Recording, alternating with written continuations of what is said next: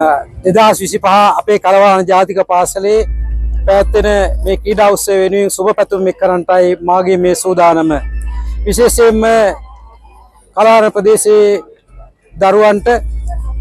ඉවසීම,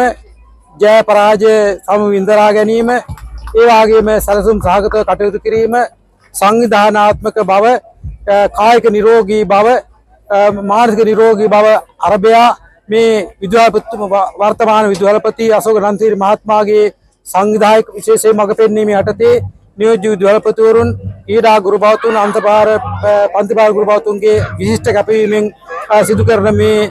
විශේෂයෙන්ම ක්‍රීඩා උත්සවය වෙනුවෙන් මාගේ ආශිර්වාදය පළ කරනවා වගේම නව ක්‍රීඩා පිටිය තුළ නැවුම් බවක් එකතු කරමින් කිසිම අඩුපාඩුවකින් තොරව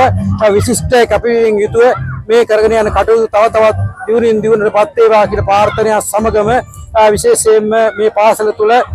ඊළඟ අවුරුද්ද තුළ මීටත් වඩා හොඳ ක්‍රීඩා උත්සවයක් අපිට දකින්න ලැබේවා කියන සුභාසින්තය පළ කරමින් මගේ ආශිර්වාදය